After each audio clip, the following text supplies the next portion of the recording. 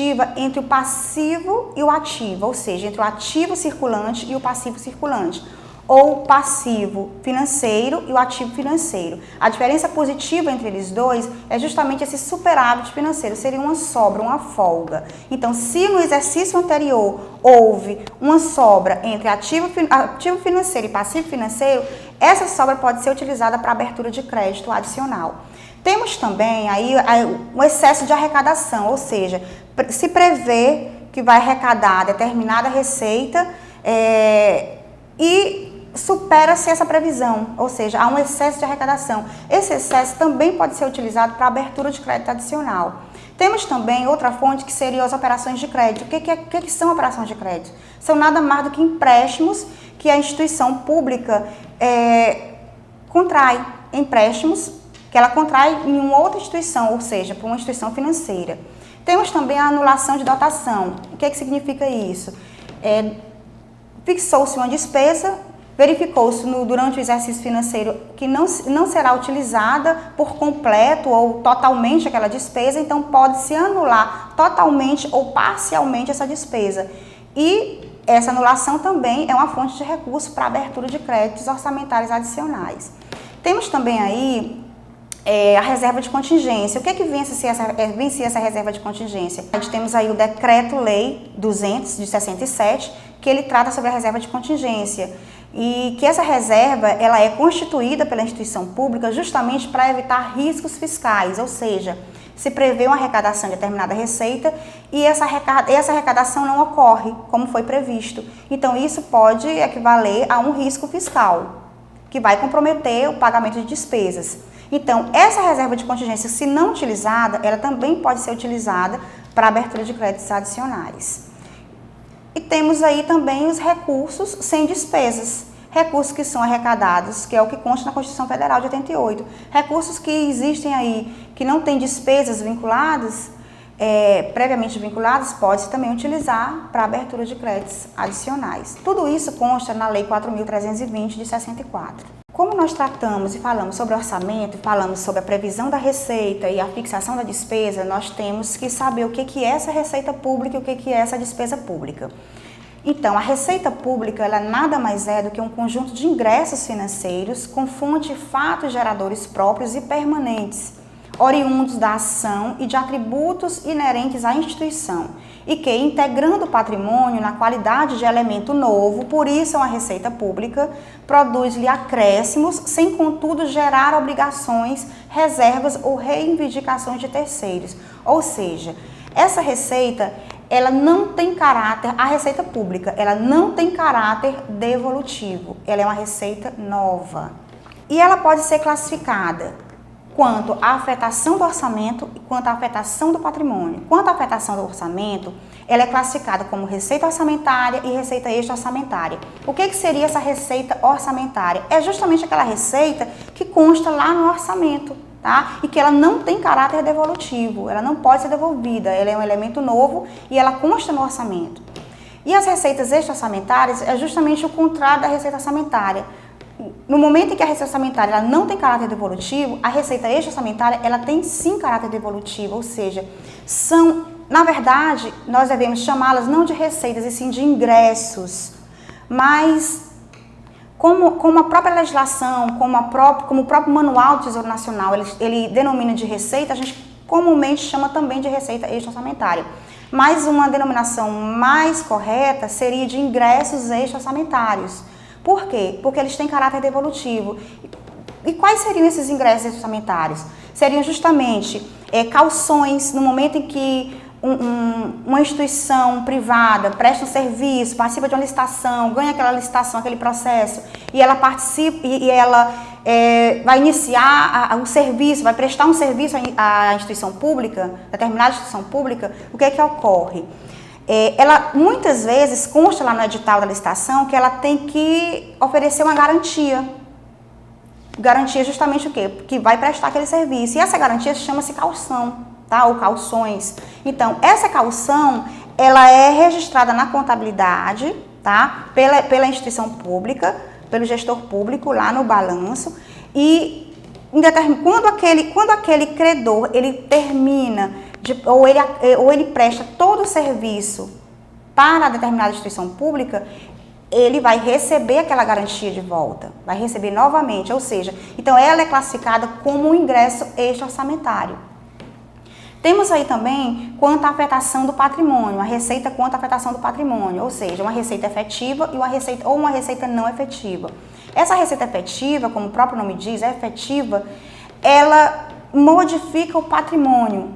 Ela seria o quê? Um ingresso novo e que ele não teria uma contrapartida. Exemplo de uma receita efetiva, uma receita tributária, um tributo que é arrecadado. Uma receita não efetiva, o que seria? É justamente o contrário. Se a receita efetiva, ela modifica o patrimônio, a receita não efetiva, ela não modifica o patrimônio. Por quê? Porque existe a contrapartida. Como? Uma receita não efetiva seria justamente uma receita com operação de crédito, que seria o quê? Um empréstimo que a instituição pública obteve, certo? Ela obtém um empréstimo, então no momento que ela obtém um empréstimo, nesse mesmo momento, ela está sendo gerada uma obrigação, ou seja, em determinado período de tempo, ela vai ter que quitar este empréstimo. E essa obrigação, ela equivale a uma dívida passiva, ou uma dívida flutuante, ou uma dívida fundada, que geralmente elas equivalem a dívidas fundadas. Temos também a classificação da receita quanto à coercitividade e quanto à origem dos recursos. As receitas quanto à coercitividade, elas são classificadas como receitas derivadas, ou de economia pública, e receitas originárias ou de economia privada. As receitas derivadas, como o próprio nome diz, ela deriva do poder que o Estado tem de tributar, ou seja, elas são obrigatórias. E temos as receitas originárias, que são justamente o contrário, são aquelas originadas pela própria atividade do Estado, ou seja, são receitas não obrigatórias.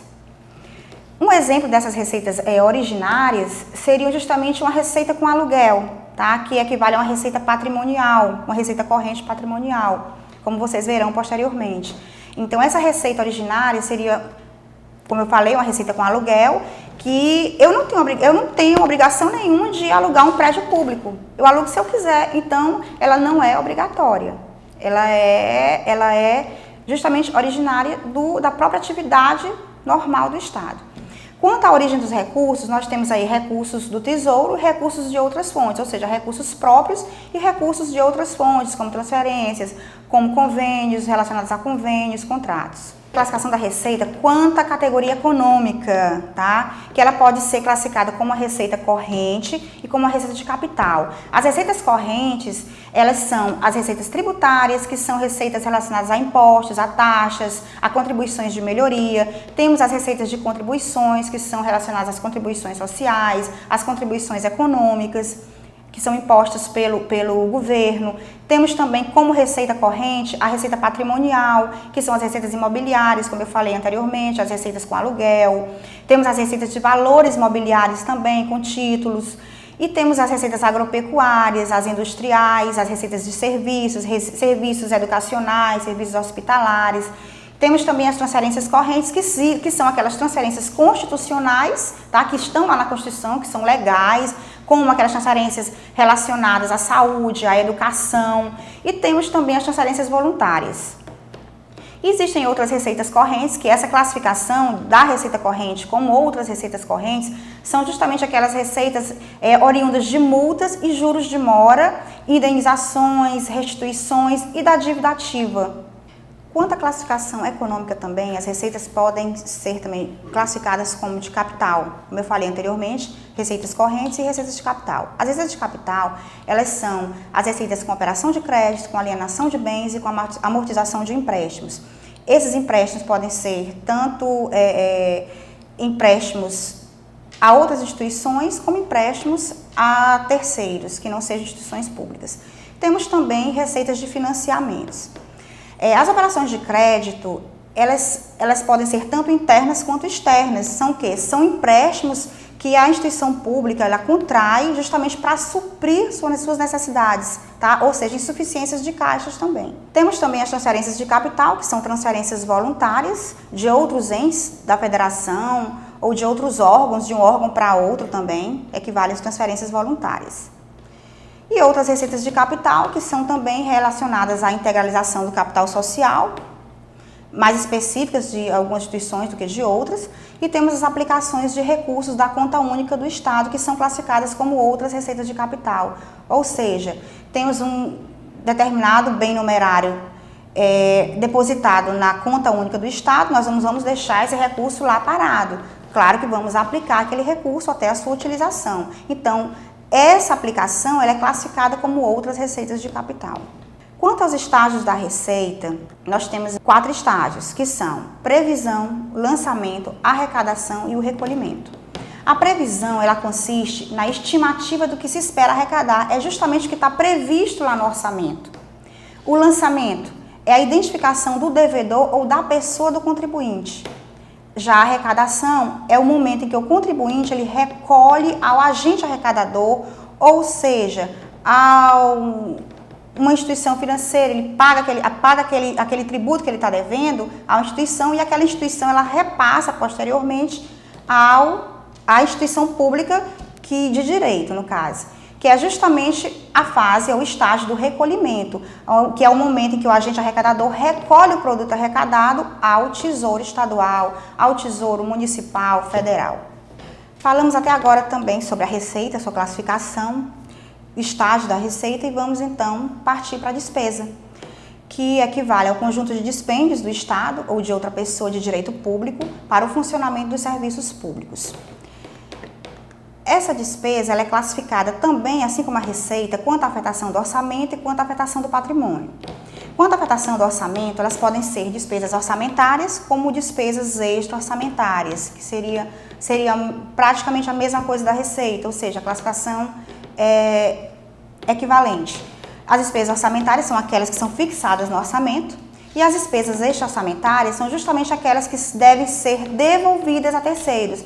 No momento em que, como eu falei anteriormente, na receita, uma receita extra-orçamentária, que é depositado na conta do Estado uma garantia para um serviço que vai ser prestado, no momento da devolução daquela garantia, daquela caução, ela vai ser devolvida e classificada como despesa extra-orçamentária. Ou seja, então um exemplo de uma despesa extra-orçamentária também é uma caução ou uma garantia, ou seja, uma devolução de caução de garantias.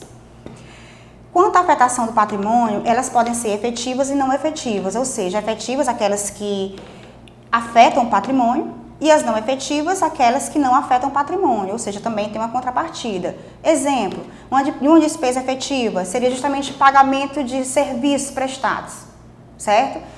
Ela vai sim afetar o patrimônio, porque ela vai diminuir o patrimônio público. Enquanto a despesa não efetiva é justamente aquela despesa de capital, aquela despesa com inversão, com investimento. É lógico que um recurso público é utilizado para pagamento de uma aquisição de determinado imóvel, já em utilização, tá?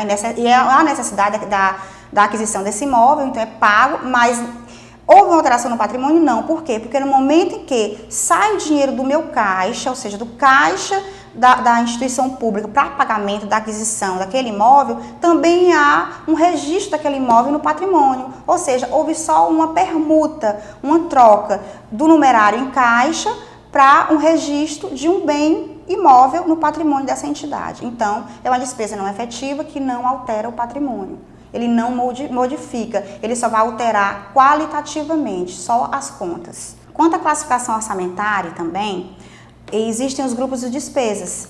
Essas despesas podem ser pessoal em encargos sociais, juros em encargos da dívida, outras despesas correntes, com investimentos e com inversões financeiras, tá? Como eu já falei anteriormente, esses investimentos, eles equivalem à execução de obras, aquisição de imóveis para a consecução dessas obras, se necessário. E inversões financeiras seriam a aquisição de títulos de outras empresas já constituídas, que não equivalam a aumento de capital, e também a aquisição de imóveis já em utilização. Temos também aí a amortização da dívida, que equivale justamente ao pagamento do principal dessa dívida, ou também do refinanciamento dessa dívida, tá? De uma dívida que foi contraída pela entidade pública. Temos então os estágios da despesa, assim como a receita. Então, a despesa ela possui, na verdade, 3 estágios, conforme a lei 4.320, só que a gente considera também, ou seja, alguns autores, na verdade, consideram a fixação como um estágio da despesa. Mas, conforme a 4.320, a despesa possui apenas 3 estágios. Mas vamos tratar dos 4 estágios, tá? Que é importante que você saiba. Aqui temos o primeiro estágio, que seria o da fixação, que representa o momento em que a administração programa como vai gastar a receita prevista, que é o primeiro estágio da despesa, ou seja, aquela despesa que é prevista, ou seja, prefixada lá no orçamento, que foi autorizada pelo legislativo para que o executivo possa executá-la durante o exercício financeiro. Aí, já autorizada, temos aí a fase do empenho, que representa o momento em que a administração pública compromete o orçamento autorizado. Temos o terceiro estágio, que é o estágio da liquidação, que é o momento em que a administração recebe o objeto do empenho, ou seja, o serviço que outrora foi contratado, que foi prestado. Se ele foi prestado, então ele foi liquidado. E o bem que foi comprado, no momento da sua entrega, ele foi liquidado. Ou seja, a liquidação consiste na entrega do serviço ou na entrega do bem. Ou seja, o reconhecimento como válido equivale ao terceiro estágio da despesa. E o pagamento é o último estágio da despesa, que é justamente o momento em que a administração efetua o pagamento da despesa, ou seja, é o desembolso daquela despesa. Ele vai desencaixar o numerário que ele tem para pagar a despesa que foi outrora liquidada. É pertinente a gente falar sobre dívida ativa. O que seria essa dívida ativa? Ela equivale aos valores devidos à União, aos estados, aos municípios e ao Distrito Federal, que na data fixada pela repartição pública para pagamento não foram pagos pelos devedores. Essa dívida ativa, ela foi tratada anteriormente quando da classificação econômica da receita pública, tá? Enquanto classificada como corrente, como de capital, certo? Então, essa receita corrente, ou classificada como outras receitas correntes, uma delas é a dívida ativa, é onde ela é registrada. Quanto à classificação, essa dívida ativa, ela pode ser de natureza tributária ou de natureza não tributária. A de natureza tributária, ela equivale a créditos provenientes de obrigações legais relativos aos tributos acrescidos dos respectivos encargos, ou seja, aí a gente nota justamente o poder coercitivo do Estado, que é o poder de tributar. Então,